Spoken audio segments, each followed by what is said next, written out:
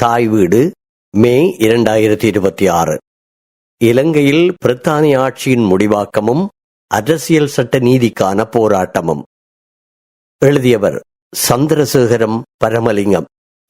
வாசிப்பவர் உங்களில் ஒருவன் ஆண்டன் ஃபீலிக்ஸ். அறிமுகம். இரண்டாம் உலகப் போரின் முடிவோடு 1945ஆம் ஆண்டு ஐக்கிய நாடுகள் சபையின் சாசனம் பிரகடனப்படுத்தப்பட்டு புதிய அனைத்துலக அரசியல் சட்ட ஒழுங்கிற்கான அத்திவாரமிடப்பட்டது.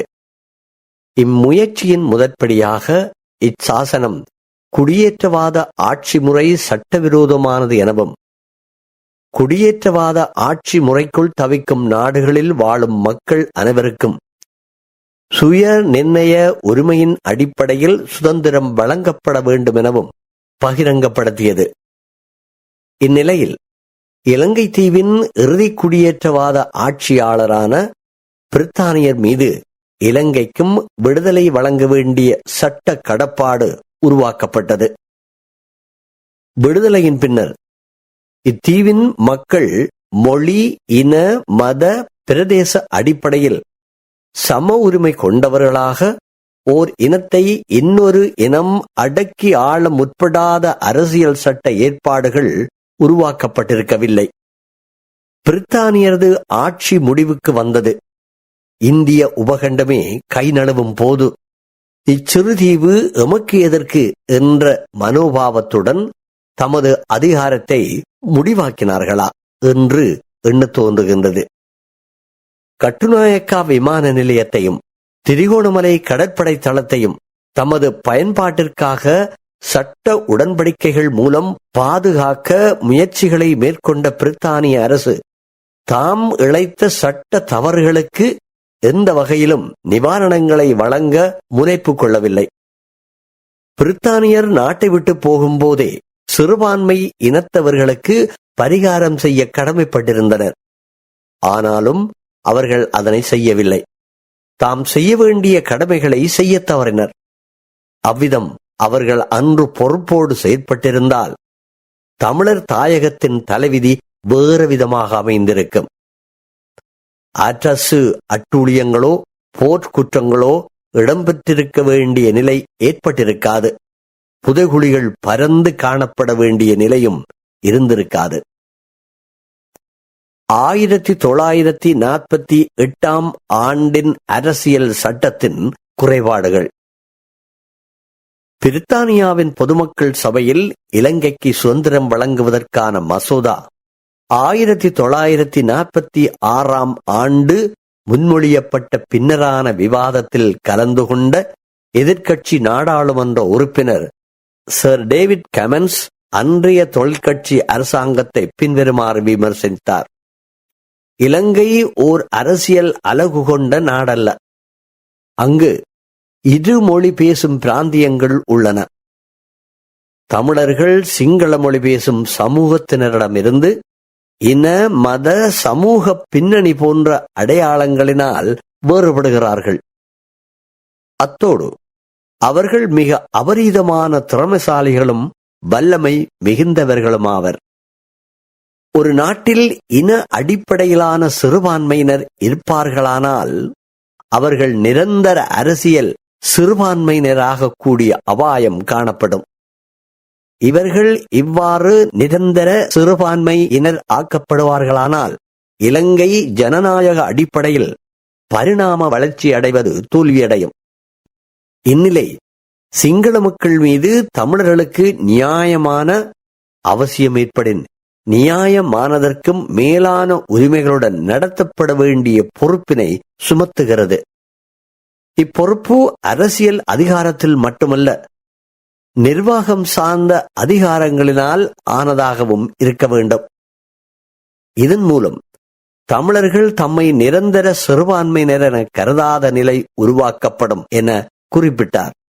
இலங்கையின் அரசியல் எதிர்கூறலுக்கு இவ்வுரை தக்க சான்றாகின்றது. மேற்கண்டவாறான எச்சரிக்கை இலங்கையை கையளிக்கும் சட்ட ஆக்க செயற்பாட்டின் போது விடுக்கப்பட்டாலும் சுதந்திர இலங்கையின் அரசியல் சட்டத்தை வரைந்தோர் இதனை செவிடன் காதலூதிய சங்கு போல எடுத்துக்கொண்டார்கள். 1948 ஆண்டின் அரசியல் சட்டத்தை வரைந்த அல்லது வழிநடத்திய சோல்பரி பிரபு இலங்கையின் குடியேற்ற நாட்டாட்சி காலமான அதாவது 1498 ஆண்டிலிருந்து 1948 வரை 450 வருடங்களில் இடம்பெற்ற அரசியல் சமூக மாற்றங்களை அறிந்திராதலன்றி பிரித்தானிய காலத்து அதாவது 1794 1948 சட்ட மாற்றங்களும் ஆட்புல இணைப்புகளும் தமிழர்களுக்கு அரசியல் சமூக ரீதியான தீங்கிழைத்ததா என்ற சிந்தனைகளை உடையவராக இருந்தாரா என்ற நியாயமான சந்தேகங்கள் எழுகின்றன. கடந்த 78 வருட கால இலங்கையின் உள்ளூர் அரசியல் பொருளாதார சட்ட நிகழ்வுகளை அவதானிக்கும் பொழுது 1948 பிரித்தானியா வழங்கிய விடுதலை சிங்களவர்களுக்கானது மட்டுமே என்பது உறுதியாகின்றது. மரபு வழி சர்வதேச சட்டம் ஐரோப்பாவில் 30 ஆண்டு யுத்தத்தை முடிவாக்கிய வெஸ்ட்பாலியா உடன்படிக்கை காலத்தில் இருந்து அரசுகளது தேசிய இறைமையும் ஆட்புல ஒருமைப்பாடும் ஏனைய அரசுகளால் ஏற்கப்பட்டு அங்கீகரிக்கப்பட வேண்டும் என்ற சட்ட ஏற்பாடு ஐரோப்பாவில் வலுவுடைமையில் இருந்ததாலும் ஆசிய ஆப்பிரிக்க கண்டங்களில் குடியேற்ற நாட்டு ஆட்சியாளர்கள் இதனை நிராகரித்தனர். இதனால் ஏனைய பல சுதேச அரசுகளைப் போல இலங்கை தீவின் பூர்வீக அரசுகளான கோட்டை யாழ்ப்பாண அரசுகள் போர்த்துக்கேயராலும் பன்னி நாடு 1804 ஆண்டில் கண்டி 1819 அரசுகள் ஆங்கிலேயராலும் கைப்பற்றப்பட்டு குடியேற்றவாத தவறுகள் இழைக்கப்பட்டது. இங்கு வேறுபட்ட சமூக மத விழுமியங்களை கொண்ட மக்களை மத்தியமயப்படுத்திய சுதேச அரசுகளது ஆட்சி ஒற்றையாட்சி தன்மை கொண்ட ஆங்கிலேயரது நிர்வாகத்தின் கீழ் 1831 நிறுவப்பட்டது. ஆங்கிலேயரது ஆட்சி முடிவாக்கத்தின் போது தமிழர்களது மரபு வழி தாயகம் உரிய சட்ட பாதுகாப்பினை பெறாது சிங்களவர்களது ஆதிக்கத்திற்குரியதானதும் எதிர்காலத்தில் உள்ளூர் குடியேற்றவாத ஆட்சியின் இணக்கத்திற்கு இலக்கியமாக இலங்கை மாறுவதற்கு வழிவகுத்துள்ளது. மரபு வழி சர்வதேச சட்டம் அறிஞர்களின் அபிப்பிராயப்படி அவர்களது ஆதிக்குட்பட்ட நாடுகளில் அரசுகளையும் அவற்றின் எல்லைகளையும் உருவாக்கும் போது அவ் எல்லைகளுக்குள் வாழும் தேசிய இனங்களை சமத்துவமானதாகவும் ஒன்றிற்கு மற்றொன்று கீழ்ப்படாததாகவும் சம அந்தஸ்துடன் நிர்வாக ஏற்பாடுகளை கொண்டிருக்க வேண்டும் என தெரிவிக்கின்றார்கள். இலங்கை தீவில் பிரித்தானியரது ஆட்சியில் முற்றுமுழுவதுமாக இடம்பெற்றது மேற்கண்டவாறான சட்ட தவறையாகும். இந்நிலையில் ஐக்கிய நாடுகள் சபையினது ஏற்பாடுகளும் வழிமுறைகளும் அரசுகளை மையப்படுத்தியதாகவே காணப்படுகையில் குடியேற்ற தவறுகளுக்கு இச்சபையின் செயற்பாடுகள் மூலம் நிவாரண தீர்விற்கான வழிமுறைகள் காணல் நீராகவே காணப்படுகின்றன. இதனால்தான் உள்ளூர் அடக்குமுறைகளையும் ஆதிக்கங்களையும் தாங்க முடியாத தேசிய இனங்கள் இறுதி ஆயுதமாக யுத்தத்தின் மூலம் விசாரணை மரபு வழி சட்ட கருப்பொருளினுள் புகலிடம் தேடுகிறார்கள். மரபு வழி சட்டத்தில் தேசிய இனங்களுக்கும் சிறுபான்மையினருக்கும் சட்ட ரீதியான நிவாரண வழிமுறைகள் இல்லாதிருப்பதனால் ஹியூஜ் குரோட்டிஸ் என்ற மரபு வழி சர்வதேச சட்ட அறிஞர் யுத்தத்தின் மூலம் விசாரணையினை உருவாக்க மாற்று வழி சட்ட உரிமையாக உருவாக்கப்பட வேண்டுமென அபிப்பிராயப்படுகிறார்.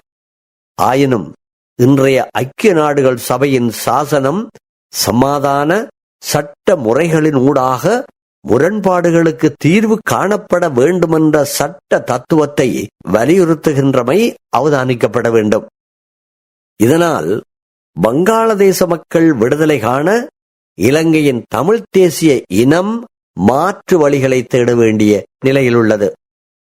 சர்வதேச நீதிமன்றத்தில் குடியேற்ற நாட்டாட்சியினது முடிவாக்கம் தொடர்பான சட்ட பிரச்சனைகள் சில எடுத்துக் கொள்ளப்பட்டாலும் இலங்கை தீவில் தமிழர்களது பூர்வீக அரசுகளை சிங்கள அரசுகளது ஆட்புலங்களோடு இணைத்து சிங்களவர்கள் முறையற்ற முறையில் பலனடைய தமிழர்கள் அடக்குமுறைக்கும் அட்டூழியங்களுக்கும் கடந்த 78 ஆண்டுகளாக ஆளாக்கப்பட்டிருக்கின்றார்கள்.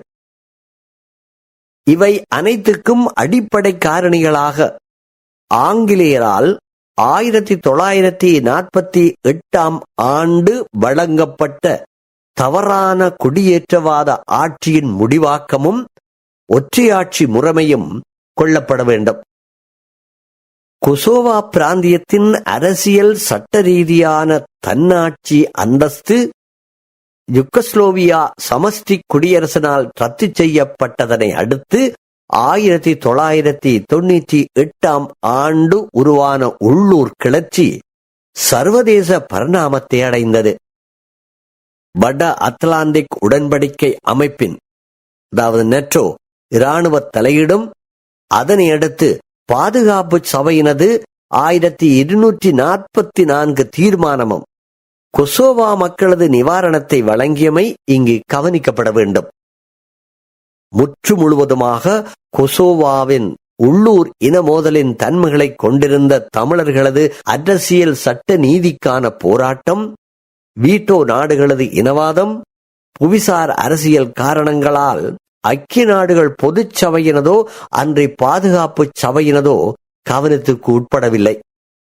ஐக்கிய நாடுகள் சபை முறைமையின் கீழ் தேசிய இனத்தின் இறைமை கோரிக்கையோ அன்றி குடியேற்றவாத தவறுகளுக்கோ சர்வதேச நீதித்துறையினை அணுகுவதற்கான சட்ட உரிமையற்ற மக்களாக அதாவது நான் ஸ்டேட் பீப்புள்ஸ் தமிழ் மக்கள் இருப்பதனால் நிராகரிக்கப்படுகிறது.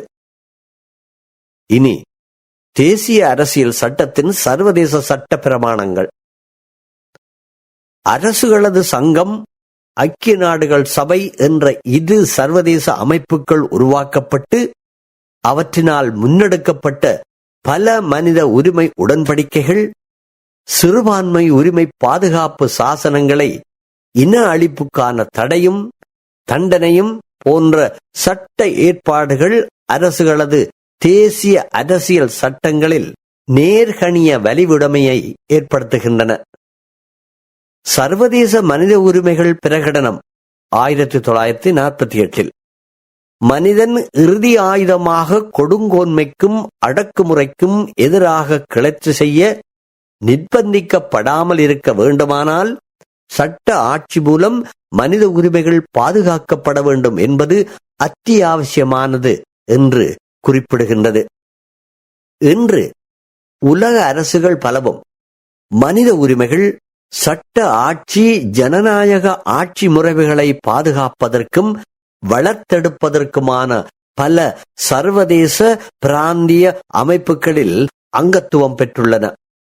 இவற்றிற்கு உதாரணமாக பிரித்தானிய பொதுநலவாய நாடுகள், கூட்டுச்சேரா அணி, தெற்காசிய பிராந்திய ஒத்துழைப்பு அமைப்பு, ஐரோப்பிய ஒன்றியம், ஆபிரிக்க ஒன்றியம் ஆகியவற்றை குறிப்பிடலாம். இவற்றின் தீர்மானங்களும் பிரகடனங்களும் அங்கத்துவ அரசுகள் மீது சட்ட கடப்பாடுகளை உருவாக்கியுள்ளன. இதனால் அங்கத்துவ அரசுகள் அவற்றின் உள்நாட்டு ஆட்சி முறையின் ஏற்கப்பட்ட சட்ட பொறுப்புகளை அங்கீகரித்து அமுலாக்கும் கடப்பாட்டை உடையவை ஆகின்றன. சட்ட ஆட்சி, அரசியல் சட்ட நீதி, சர்வதேச மனித உரிமைகள், ஜனநாயக ஆட்சியின் சட்ட பரிமாணங்கள் போன்ற சட்ட கோட்பாடுகள் தோன்றி சட்டம் வளர்ச்சியடைந்து சட்ட தத்துவங்களாக பரிணமித்துள்ள இன்றைய சர்வதேச ஒழுங்குமுறையில் அரசுகளது அரசியல் சட்ட நீதி என்ற கோட்பாடு முதன்மையும் முக்கியத்துவமும் பெறுகின்றது. சர்வதேச சங்கத்தினதும் அதன் முடிவோடு உருவான ஐக்கிய நாடுகள் சபையினதும் நகர்வுகளால் உருவாக்கப்பட்ட சர்வதேச மனித உரிமைகள், சர்வதேச சிறுபான்மையோர் உரிமைகள், அரசியல், சமூக, கலாசார, பொருளாதார உரிமைகள், ஜனநாயக ஆட்சியின் சட்ட பரிமாணங்கள் ஆகியன உள்ளடக்கலான வளர்ச்சி தேசிய அரசியல் சட்டங்களை சர்வதேச சட்டத்தின் சட்ட தத்துவங்களுக்குட்பட்டதாக மாற்றிய நிலைமைகளை அவதானிக்க முடியும். ஐக்கிய நாடுகள் சபையின் முன்னெடுக்கப்படும் மேற்கூறப்பட்ட சட்ட விவகாரங்கள் உறுப்புரிமை நாடுகளது பங்கு பற்றுதலின் ஊடாகவே உருவாக்கப்பட்டு அவற்றின் ஒப்புதலின் பின்னரே நடைமுறைக்கு வருகின்றன. இந்நிலையில் தேசிய அரசியல் சட்டங்களில் உள்ளடக்கப்படும் பெருமளவிலான விடயங்களும் விவகாரங்களும் சர்வதேச சட்டத்திற்கு அமைந்தனவாகவும் ஏற்புடையதாகவும் அமைய வேண்டும் என்பது துலாம்பரம். முன்னாள் கேம்பிரிட்ஜ் பல்கலைக்கழகத்தின் சட்ட பேராசிரியரும் இன்றைய சர்வதேச நீதிமன்ற நீதிபதியுமான ஜேம்ஸ் ரிச்சர்ட் க்ராஃபோர்ட் அவர்கள் ஒரு நாட்டின் தேசிய சட்டங்கள் எத்தகைய ஜனநாயக பண்புகளுடன் ஆக்கப்பட்டாலும் அவை சர்வதேச சட்டங்களது வழிகாட்டல்களுக்கு அமைவாக இல்லாதிருக்குமானால் அவை சட்ட வலுவுடைமையானவையாக அங்கீகரிக்கப்பட முடியாதவை என்று தெரிவித்துள்ளார். இந்நிலை காரணமாக ஐக்கிய நாடுகள் சபை உருவாக்கப்பட்டதன் பின்னரான காலப்பகுதியில் மனித உரிமைகள், சிறுபான்மையோர் உரிமைகள் தொடர்பில் உருவாக்கப்பட்ட உடன்படிக்கைகளும் பிரகடனங்களும் இவ்வுரிமைகள் மீறப்படுகையில் நிவாரணம் வழங்குவதற்கான இறுதி தீர்ப்பாயமாக சர்வதேச நீதி குழுக்களை உருவாக்கியுள்ளமையை அவதானிக்க முடியும். குறைவிருத்தி நாடுகளில் முதலீடு செய்யும் சர்வதேச கம்பெனிகள் அவற்றின் பிரதம நீதியரசர் சரத் என் சில்வா அவர்கள் ஐக்கிய நாடுகள் 1997 ஆண்டின் மனித உரிமைகள் விசாரணை ஆணைக்குழு தொடர்பான ஆவணம் இலங்கையின் சட்ட முறைமையில் அங்கமாகும் என்று பிரகடனப்படுத்தியிருந்தாலும் இலங்கையின் அரசியல் சட்டத்தின் பிரிவு 33 படி மேற்படி பிரகடனம் அரசியல் சட்டத்திற்கு முரணானது என்று காரணம் காட்டி ஐக்கிய நாடுகள் சபையின் மனித உரிமைகள் ஆணைக்குழுவின், அதாவது ஹியூமன் ரைட்ஸ் கமிட்டி தீர்ப்பு இலங்கை நீதித்துறையை கட்டுப்படுத்த முடியாது என்று தீர்ப்பு வழங்கியமை ஐக்கிய நாடுகள் சபையின் சர்வதேச விசாரணைக்குழு தீர்ப்புகளை இலங்கையில் அமுலாக்கப்பட முடியாத அவல நிலைமைகளை வெளிப்படுத்துகின்றது. இந்த சர்வதேச சட்ட அமுலாக்கம் அடைந்துள்ள பின்னடைவை அவதானித்த சர்வதேச மனித உரிமை சட்ட நிபுணர் H.A. ஸ்டெய்னர் அவர்கள் அபிப்பிராயம் தெரிவிக்கையில், இலங்கை உயர்நீதிமன்றத்தின் இத்தீர்ப்பு அடிப்படை மரபு வழி சர்வதேச சட்ட தத்துவத்தை நிராகரிக்கிறது. அரசினால் அங்கீகரிக்கப்பட்ட சர்வதேச ஒப்பந்தம் அவ்வரசினால் நல்லெண்ணத்துடன் அமலாக்கப்பட வேண்டும் என்பதாகும். அத்துடன் வியன்னா பேராயத்தின் சரத்திற்கும் முரணானதாக இத்தீர்ப்பு அமைவதாக சுட்டிக்காட்டப்பட்டது. இலங்கை உயர்நீதிமன்றம் மேற்கண்டவாறான தீர்ப்பை வழங்கியிருந்தாலும் இலங்கை அரசு 1997 ஆண்டின் மனித உரிமைகள் ஆவணத்தினை அங்கீகரித்த நாடுகளில் ஒன்றாக இருப்பதால் சர்வதேச கடப்பாட்டை நிறைவேற்றும் பொறுப்புடையது. இலங்கையின் அரசியல் சட்டத்தின் பிரிவு 27 இலங்கை அரசு சர்வதேச சட்டத்துக்கு உரிய மதிப்பளித்து அங்கீகரிக்க வேண்டுமென சட்ட கடப்பாடு விதிக்கப்பட்டிருந்தாலும் இலங்கை உயர்நீதிமன்றத்தின் மேற்காணப்பட்ட தீர்ப்பும் அதன் காரணங்களும் ஏமாற்றமளிப்பதாக இருக்கின்றது என குறிப்பிடுகிறார். இதனால் ஐக்கிய நாடுகள் முறைமை பலதரப்பட்ட கண்டனங்களுக்கு உட்படுகின்ற நிலைமை காணப்படுகிறது. ஆகவே மேற்கண்டவாறான சர்வதேச சூழலில் இலங்கையின் தமிழ் பேசும் மக்களினது அரசியல் சட்ட நீதி கோரிக்கையின் பின்னணிகள் எவை, இலங்கை நாடாளுமன்றத்தின் ஊடாக இதனை அடைந்து கொள்ள முடியுமா என்ற வினாக்கள் எழுகின்றன. அடுத்து, தமிழ் பேசும் மக்களது அரசியல் சட்ட நீதிக்கான கோரிக்கையின் பின்னணிகள். குடியேற்றவாத ஆட்சியாளர்கள் தங்களது நலனுக்காக உருவாக்கிய ஆட்சி முறைமைகள் தமிழர்களையும் தமிழ் பேசும் மக்களையும் ஆட்சி அதிகாரமற்ற மக்களாகவும் நிரந்தர சிறுபான்மையினராகவும் மாற்றியதுடன் அவர்கள் ஒரு தேசிய இனமாக ஆட்புல தன்னாட்சி கொண்ட மக்களாக வாழ முடியாமல் ஆக்கின விடயத்தை குடியேற்றவாத சட்ட தவறு என்று வரையறுக்க முடியும். முன்னைய பந்திகளில் யாழ்ப்பாண அரசும் வன்னி அரசும் இலங்கை தீவின் ஏனைய சுதேச அரசுகளைப் போலவே கைப்பற்றப்பட்டு மத்தியமயப்படுத்தப்பட்ட ஆட்சி முறைமையின் கீழ் கொண்டுவரப்பட்டு இன்று காணப்படும் ஒற்றையாட்சி முறைமைக்கு வழிவகுத்தது. இவ்விடயம் தொடர்பில் அபிப்பிராயம் தெரிவித்த பேராதனை பல்கலைக்கழகத்து பேராசிரியர் K.M.D. சில்வா பின்வருமாறு அபிப்பிராயம் தெரிவித்தார்.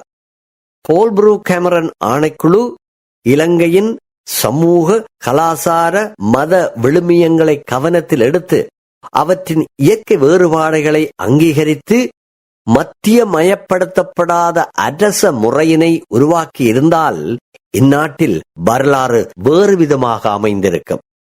பிரித்தானியரது ஆட்சி முடிவாக்கத்தின் பின்னரான 1968 இருந்து உருவாக்கப்பட்ட அரசியல் சட்டங்களும் நாடாளுமன்றம் உருவாக்கிய ஏனைய சட்டங்களும் அரசியல் சட்டங்கள் மூலமான ஏற்பாடுகள் யாவும் தமிழர் தாயகத்திற்கான தன்னாட்சியையும் இறைமை அதிகாரங்கள் பகிரப்படுவதனையும் நிராகரித்துள்ளன. 1948 ஆண்டில் அறிமுகப்படுத்தப்பட்ட அரசியல் சட்டம் சட்டத்துறையின் சட்ட ஆக்க அதிகாரத்தின் மீது சரத்து 29 ஊடாக வரையறைகளை விதித்து மத, மொழி, சிறுபான்மையினருக்கு பாதுகாப்பு வழங்கியிருந்தாலும் இச்சட்டம் நடைமுறையில் இருந்த 1972 வரையான 24 வருட வரலாற்றை அவதானிக்கையில் இவ்வரசியல் சட்டம் அதன் இலக்கில் தோல்வி கண்டதென்பதே வெளிப்படை. 1970 ஆண்டு தேர்வில் முடிவுகளை அவதானிக்கையில் இலங்கையில் இருமொழி வழி பிராந்தியங்கள் விளங்கியமை புலப்பாட்டுக்குரியது. இந்நிலையில் தென்மேற்கு பிராந்தியமான சிங்கள மொழி பேசும் பிராந்தியம் இலங்கையின் அரசியல் சட்டம் பின்வரும் பண்புகளை கொண்டிருக்க வேண்டும் என கோரியது. முதலாவது, பூரண இறைமை கொண்ட ஒற்றையாட்சி அரசியல் சட்டம். இரண்டாவது, சிங்கள மொழி அரச மொழி என அரசியல் சட்ட அந்தஸ்து பௌத்த மதத்திற்கு முதலுரிமை அந்தஸ்து. மூன்றாவது, இலங்கை ஒரு பூரண இறைமை கொண்ட குடியரசாக வேண்டும். மேற்கண்டவாறான விடயங்கள் உள்ளடக்கிய ஸ்ரீலங்கா சுதந்திர கட்சி, லங்கா சமசமாஜ கட்சி, இலங்கை கம்யூனிஸ்ட் கட்சி ஆகியவற்றை கொண்ட ஐக்கிய முன்னணிக்கு இலங்கை அரசியலில் முன்னர் எப்போதும் இல்லாத 3/2 பங்கு பெரும்பான்மை ஆசனங்கள் கிடைக்கப்பெற்றன. அதேவேளை வடக்கு கிழக்கு மாகாணங்களில் பெருமளவான ஆசனங்களை பெற்றுக்கொண்ட சமஷ்டி கட்சி வடக்கு கிழக்கு மாகாணங்களுக்கு சமஷ்டி முறைமையிலான தன்னாட்சி அதிகாரத்தை கோரி நின்றது. ஆயினும் 1972 ஆண்டு பிரகடனப்படுத்தப்பட்ட அரசியல் சட்ட வரைவு நிலையின் போது இக்கட்சி இது தசாப்தங்களாக உருவாக்கி மக்கள் அங்கீகாரத்தை பெற்ற சமஷ்டி கோரிக்கையை முன்மொழிந்தது. இம்முன்மொழிவில் இலங்கை 5 சமஷ்டி அலகுகளாக பிரிக்கப்பட்டு இவற்றில் 3 சிங்கள மொழி பிராந்தியங்களிலும் வடக்கு கிழக்கு பிராந்தியத்தில் 1 தமிழர்களுக்கும் தென்கிழக்கு பிராந்தியத்தில் 1 முஸ்லிம் மக்களுக்கும் உருவாக்கப்பட வேண்டுமெனவும் மொழி, கலாசார, பொருளாதார விடயங்கள் மலையக தமிழ் மக்களுக்கு பிரஜா உரிமை, அவர்கள் வடக்கு கிழக்கு மாகாணங்களில் குடியேறுவதற்கான உரிமையும் வழங்கப்பட வேண்டுமெனவும் பிரேரணைகள் முன்மொழியப்பட்டன. இவையாவும் அரசியல் சட்ட நிர்ணய சபையினால் நிராகரிக்கப்பட்ட வேளையில் இக்கட்சியின் தலைவர் தந்தை செல்வநாயகம் அவர்கள் தன் உரையில் பின்வருமாறு தெரிவித்தார். எமது கட்சியின் சார்பில் மொழியுரிமை தொடர்பான சட்ட சரத்துக்களை முன்மொழிந்தோம். இந்த முக்கியமான காலகட்டத்தில் எமது மொழியுரிமை அரசியல் சட்டத்தில் வரையறுக்கப்பட வேண்டும் என்பதன் நியாயத்தன்மையை எவரும் மறக்க முடியாது. நாம் அரசியல் கூட்டத்தின் தன்மை, அடிப்படை உரிமைகள், பிரஜா உரிமை என்ற பல விடயங்கள் தொடர்பான பல திருத்தங்களை சமர்ப்பித்தோம். இவை யாவும் பெரும்பான்மை இனப்பிரதிநிதிகளான உங்களால் தோற்கடிக்கப்பட்ட நிலையிலும், எமது உரிமைகள் எவற்றிற்கும் உத்தரவாதம் ஏதுவுமற்ற நிலையிலும், இச்சபையினது நடவடிக்கைகளில் தொடர்ந்து பங்கு கொள்ளுதல் பயனற்றது. இந்த முடிவு எடுப்பதனால் உங்கள் எவரையும் நோகடிக்கவும் விரும்பவில்லை, எமது மக்களது கௌரவத்தை பாதுகாக்கவே விரும்புகின்றோம் என்றார். இதன் பின்னர் சமஷ்டி கட்சி பிரதிநிதிகள் இச்சபையின் நடவடிக்கையில் பங்கேற்காமல் வெளிநடப்பு செய்தமையால் 1972 ஆண்டின் அரசியல் சட்டம் தமிழ் பிரதிநிதிகள் பங்கு பெற்றுதலின்றி வரையப்பட்டு பிரகடனம் செய்யப்பட்டது. இவ்வரசியல் சட்டத்திற்கு கொண்டுவரப்பட்ட இரண்டாவது திருத்தம் பிப்ரவரி 4 1978 ஆண்டு நிர்வாக அதிகாரம் கொண்ட ஜனாதிபதி ஆட்சி முறையை அறிமுகப்படுத்தி செப்டம்பர் 1978 ஆண்டு அன்றைய ஆளுந்தரப்பான ஐக்கிய தேசிய கட்சியினதும் அதன் தலைவர் J.R. ஜெயவர்த்தனாவினதும் அரசியல் சட்டத்தை பிரகடனமாக்கியது. தமிழரசு கட்சி பிரதிநிதிகளது பங்கு பெற்றுதல் இன்றியே இவ்வரசியல் சட்டமும் நிறைவேற்றப்பட்டது. முதலாவது குடியரசு அரசியல் சட்டத்தைப் போலவே இரண்டாவது குடியரசு அரசியல் சட்டமும் ஒற்றையாட்சி அரச கட்டமைப்பையும் மத்தியமயமாக்கப்பட்ட சட்ட நீதித்துறைகளையும் உருவாக்கியது. இலங்கை நாடாளுமன்றம் தீர்த்து வைத்த பிரச்சனைகளா அல்லது உருவாக்கி வைத்த பிரச்சனைகளா அதிகம்? மேற்கு நாட்டு பல்கலைக்கழகங்களில் சட்ட விவகாரங்களில் ஆய்வுகளை மேற்கொள்ளும் மாணவர்களிடம் மேற்கண்டவாறு பேராசிரியர்கள் வினவுவது சகஜமான ஒன்றாகிவிட்டது. இலங்கையின் 30 ஆண்டு யுத்த காலகட்டத்தில் சர்வதேச மனித உரிமைகள் பிரசுரித்த உள்ளூர் இனமோதலுக்கான பின்னணிகள் பற்றிய அறிக்கைகள் மேற்குலக நாடுகளில் இலங்கை நாடாளுமன்றம் ஆக்கிய சட்டங்கள் பற்றிய அறிவையும் பின்னணி காரணங்களையும் நன்கு தெளிவுபடுத்தியிருந்தாலும் இவற்றை சுருக்கமாக வகைப்படுத்துவதனை பின்வருவனவற்றை குறிப்பிடலாம். 1. இலங்கையின் பிரஜா உரிமை சட்டம் 1948. 2. இலங்கையின் தேர்தல் சட்டம். 3. சிங்கள மொழி அரசகர்ம சட்டம் 33 1956. 4. இலங்கையின் இராணுவ கடற்படை தளங்கள் வடகிழக்கில் உருவாகுவது தொடர்பான சட்டம். 5. காணி அபிவிருத்தி தொடர்பான சட்டங்கள். 6. மகாவலி வலிய சட்டம். 7. தொல்பொருள் திணைக்கள சட்டம். 8. வன இலாகா சட்டம். மேற்காணப்பட்ட சட்டங்கள் உள்ளடங்கிலான சட்டங்கள் இலங்கையின் வடக்கு கிழக்கு மாகாணங்களை உள்ளூர் குடியேற்றவாத ஆட்சியின் கீழ் வைத்திருப்பதற்கான வழிமுறைகளை அமைத்துக் கொடுத்தன. அத்தோடு வடகிழக்கு மலையக பகுதிகளுக்கு ஒதுக்கப்படுகின்ற நிதி போன்றவையும் அடிப்படை தேவைகளை பூர்த்தி செய்வதற்கேற்ற அளவில் இருப்பதில்லை. இவற்றின் ஒன்றுபட்ட விளைவு காரணமாக வடக்கு கிழக்கு மாகாணங்கள் உள்ளூர் குடியேற்றவாத ஆட்சி தன்மைகளை வெளிப்படுத்துகின்றன. தமிழ் தேசிய இனத்தின் உரித்தினையும் உரிமைகளையும் தீர்மானிப்பது யார்? தமிழ் தேசிய இனம் அடைவதற்கு உரித்துடைய அரசியல் சட்ட நீதியில் இலங்கை தீவின் இன்றைய அரசியல் சட்ட கட்டமைப்பினுள் அடைவது சாத்தியமா? இன்றைய காலகட்டத்தில் குறிப்பாக இலங்கையின் 2024 ஆண்டில் ஜனாதிபதி தேர்தலும் நாடாளுமன்ற தேர்தலும் வெளிக்காட்டியிருக்கும் தேர்தல் முடிவுகளின் அடிப்படையில் மேற்கண்டவாறான இது வினாக்களும் முதன்மை பெறுகின்றன. தமிழ் தேசிய இனத்தின் அரசியல் சட்ட ரீதியான உரித்துக்களையும் உரிமைகளையும் அவதானிக்கையில் ஏனைய நாடுகளில் வாழும் தேசிய இனங்களைப் போலவே இலங்கையின் தமிழ் தேசிய இனமும் தமிழ் பேசும் மக்களும் ஐக்கிய நாடுகள் சபையினது சாசனத்தின் அடிப்படையிலும் இச்சபையினால் உருவாக்கப்பட்ட மனித உரிமைகள் தொடர்பான உடன்படிக்கைகள் பிரகடனங்கள் அடிப்படையிலும் சிறுபான்மை இனங்களுக்கான ஆட்சி அதிகாரங்கள் பற்றிய சட்ட ஏற்பாடுகளின் அடிப்படையிலும் உரித்தினையும் உரிமைகளையும் அனுபவிப்பதற்கான சட்ட வலிவுடைமையை பெறுகிறார்கள்.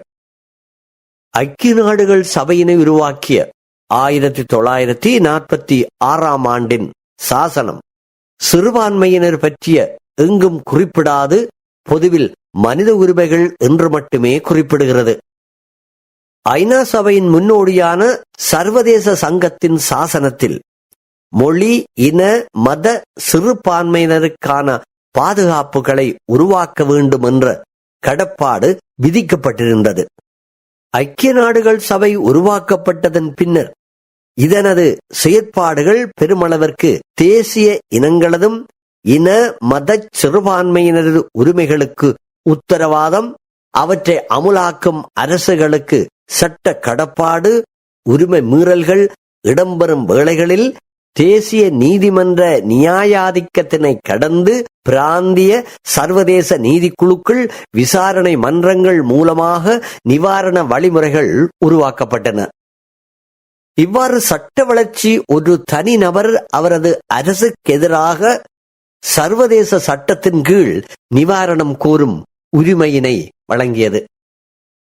ஐக்கிய நாடுகள் சபை உருவாக்கப்பட்டதன் பின்னர் இச்சபையின் முன்னெடுப்பினால் மனித உரிமை ஆவணங்கள் உருவாக்கப்பட்டு அங்கத்துவ நாடுகளால் அங்கீகரிக்கப்பட்டுள்ளன. இவற்றின் அடிப்படையில் இலங்கையில் வடக்கு கிழக்கு மாகாணங்களில் வரலாற்று ரீதியாக வாழ்ந்து அவர்களது அரசியல் கலாசார நிறுவனங்களை உருவாக்கி தமது இறைமையை குடியேற்ற ஆட்சியாளர்களுக்கு இழந்த தமிழ் தேசிய இனம் அவற்றை மீட்டெடுப்பதற்கு உரித்துடையது.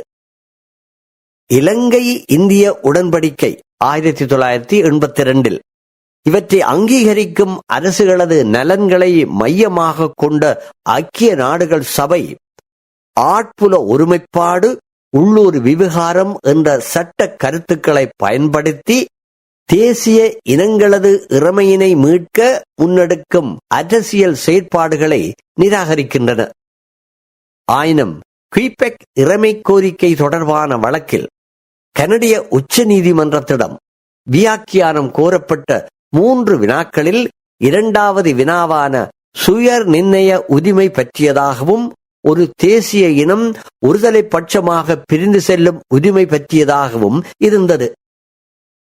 இவ்வினாவிற்கான நீதிமன்றத்தின் வியாக்கியானத்தின் அடிப்படையில் ஒரு மொழி, இன, மத அடிப்படையிலான தேசிய இனம் அந்நாட்டு அரசியல் சட்டத்தின் ஊடாக சுயநிர்ணய உரிமையின் உரித்துக்களை அனுபவிக்க இயலாத சூழ்நிலைகளில் இருந்து இவ்வுரிமையினை அடைவதில் தடைகளும் நிராகரிப்பும் நிலவுமானால் அவ்வினம் சுயநிர்ணய உரிமை அடிப்படையில் பிரிந்து செல்லவும், ஏனைய இனக்குழுவினர் உரிய அரசியல் சட்ட ஏற்பாடுகளை உருவாக்கி சுய நிர்ணய உரிமை கோரி நிற்கும் இனம் சுதந்திரமாக பிரிந்து செல்லும் வழிமுறைகளுக்கு ஒத்துழைக்கும் கடப்பாட்டுக்குட்பட்டது என்று தெரிவித்திருந்தது.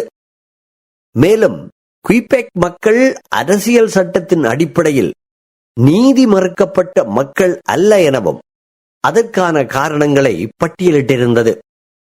இவ்விளக்கங்களை இலங்கை தமிழ் தேசிய இனத்தின் கோரிக்கைகளுக்கு பிரயோகித்து நோக்குவோமானால் சட்ட நிலைமை மிக தெளிவாக புலன்படும். கொசோவா மாநிலம் ஒரு தலைப்பட்சமாக தனி நாடாக பிரிந்து செல்ல முடியுமா என்று ஐக்கிய நாடுகள் சபையின் பொதுசன சர்வதேச நீதிமன்றத்திடம் கோரிய ஆலோசனை அபிப்பிராயத்திற்கு இந்நீதிமன்றம் கனடிய உயர் நீதிமன்றத்தின் மேற்படி வழக்கில் வழங்கிய விளக்கங்களை கவனத்தில் எடுத்து நேர்கணியமாக கொசோவா மாநிலம் பிரிந்து செல்லும் உரிமை உடையது என தீர்ப்பு வழங்கியமை இங்கு அவதானிக்கப்பட வேண்டும். இலங்கை தமிழ் தேசிய இனமும் தமிழ் பேசும் மக்களும் கோரி நிற்கின்ற கூட்டு மனித உரிமைகள், அடிப்படை மனித உரிமைகள், சமஷ்டி ஆட்சி, தன்னாட்சி உள்ளடங்கலான அரசியல் சட்ட நீதி கோரிக்கை சர்வதேச சட்டத்தின் பரிமாணங்களை கொண்டது. ஐக்கிய நாடுகள் சபையின் முன்னெடுப்பினால் உருவாக்கப்பட்ட சட்ட ஆவணங்களில் மேற்குறிப்பிடப்பட்ட உரிமைகள் யாவும் தேசிய இனத்துக்கு உரித்துடையன என அங்கீகரிக்கப்பட்டுள்ளன. இலங்கையில் பிரித்தானியர் தமது ஆட்சியை முடிவாக்கிய போது அறிமுகப்படுத்திய ஆட்சி முறைமையின் அடிப்படையிலான கடந்த 78 வருட கால ஆட்சி உள்ளூர் குடியேற்றவாத நிலைமைகளை பிரதிபலிக்கின்றன. இம்மக்கள் நீண்ட நெடுங்காலமாக திட்டமிடப்பட்டதும் பெருமளவான அவலங்களுக்கும் அட்டூழியங்களுக்கும் ஆட்பட்டுள்ளார்கள். ஐக்கிய நாடுகள் சபையின் அரசு நலன்களை மையப்படுத்திய செயல்முறை இம்மக்கள் ஐக்கிய நாடுகள் சபை மூலம் நிவாரண தீர்வு பெறுவதற்கு எந்தவிதமான சந்தர்ப்பங்களும் இல்லை. இன அழிப்பு போர்க்குற்றங்களினால் அவல நிலையிலிருக்கும் இத்தேசிய இனத்தை அரசுகள் பாதுகாக்கும் கடப்பாட்டை செயல்படுத்த புவிசார் அரசியல் காரணிகள் தடையாக உள்ளன. இந்நிலையில் சுய பாதுகாப்பு என்ற சட்ட தத்துவத்தை மையமாக கொண்டு சுய நிர்ணய உரிமை கோட்பாட்டின் அடிப்படையில் ஓர் அரசியல் இயக்கமாக பரிணமிப்பதை தவிர வேறு வழிவகைகள் இல்லை. இலங்கை அரசு மூலமான அரசியல் சட்டநீதி இலங்கையின் சமூக அரசியல் விவகாரங்களில் ஆதிக்கம் செலுத்தும் சக்திகளினால் மூர்க்கத்தனமாக எதிர்க்கப்படும். இன்றுள்ள அரசியல் சட்டத்தின் வழிமுறைகளை கடந்து உயர் நீதிமன்றத்தின் வியாக்கியானங்களை பெற்று நாடாளுமன்றத்தின் 2/3 பெரும்பான்மையை பெற்று வாக்கெடுப்பின் மூலம் நிறைவேற்றப்படுவதற்கான அரசியல் நாகரீக வளர்ச்சிக்கு தமிழர்கள் இன்னும் பல காலம் காத்திருக்க வேண்டும். நன்றி.